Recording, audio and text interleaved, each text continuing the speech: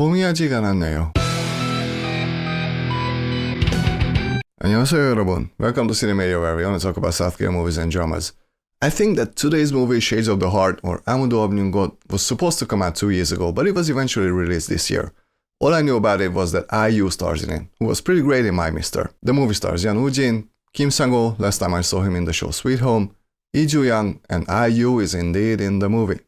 Yeon Woo-jin plays a writer who comes back to Seoul after having lived in London for 7 years. He meets some people who share some of their life stories with him. The question is, what is his story? Are these stories relevant to the main character's quiet and sad state of mind? If you happen to know about this movie because of IU's involvement and you want to watch the movie because of her, don't. Just forget it. She only appears in the opening scene, never to be seen again.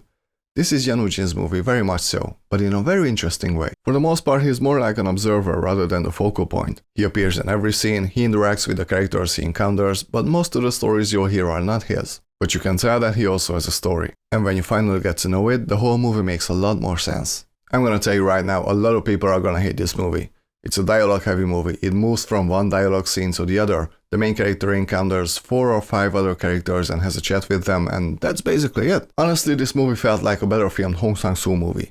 If you know Hong Sang-soo's work, you know that he really likes to take his time with his scenes. Usually his movies are just people talking, but in the end, his movies tend to actually make sense. Shades of the Heart is pretty similar to that, but while Hong Sang-soo's movies tend to come off as amateurish when it comes to the cinematography, Shades of the Heart actually has some pretty well filmed scenes, and they add a sort of dreamlike quality to an otherwise very grounded movie. And thanks to the cinematography and some very atmospheric musical choices, the movie is able to build a very strong atmosphere. It's kind of bleak, but it's not alienating, and honestly, this atmosphere was the best part of this movie for me. It's there from scene 1, and it stays like that throughout the whole movie. And I gotta give props for tonal consistency. Now, this dreamlike quality might also have something to do with the movie's ending, but talking about it would be a spoiler. If you've seen the movie, and if you're curious about my thoughts on the movie's ending, leave a comment and I'll answer you. With that said, this is not an easy movie to watch. It's only 82 minutes long, but it sure feels a lot more. It's really just a string of conversations with people who all seem to be really broken. And it was really tiresome after a while. There really wasn't anybody in here who was alright. I mean, who was happy. But with that said, these stories do seem to have one thing in common, and that is the theme of loss.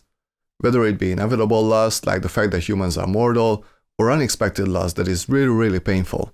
And it all makes sense in the end, at least it made sense for me. But it won't for a lot of people, especially because I feel like that some of these conversations are just not that well written.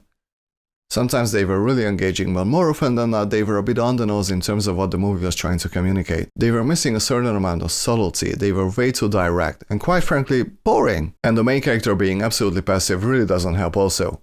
He's in every scene, but we don't know anything about him for a very long time, and it's impossible to connect to him in any way. And because of that, the movie can come across as directionless for a very long time. Actually, a lot of people will find this movie directionless. I would argue with it being directionless, but it is boring sometimes thanks to the weaker dialogues. When you make a movie that is all dialogues, you better make those dialogues count. One other problem I have is that this movie feels like such a typical festival movie. And guess what? There's a festival announcement in the beginning before the credits.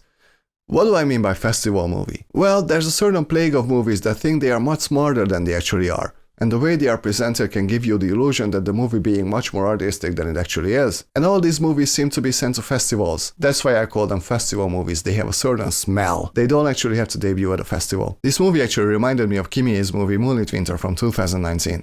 Although very different movies, they both have this very distinct bittersweet atmosphere to them. And yes, Moonlit Winter debuted at Busan International Film Festival. And both of these movies think that they're much smarter than they actually are. Shades of the Heart is not a bad movie at all, but when 82 minutes feel more like 100, you've got a problem. The conversations are just not written well enough. They feel unnatural. People don't talk like that, which can also make sense considering the movie's ending, but nope.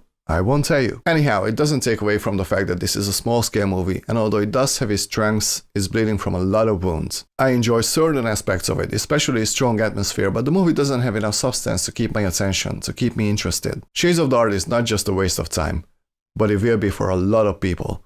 Be very careful with this one. I'm gonna give Shades of the Heart 65%. On certain days, this might work because of its atmosphere. On other occasions, this could be a way of self-torture.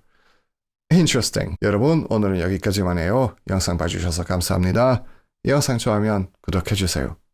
See you very soon. 다음 시간에 만나요, 여러분. 안녕히 계세요. Bye!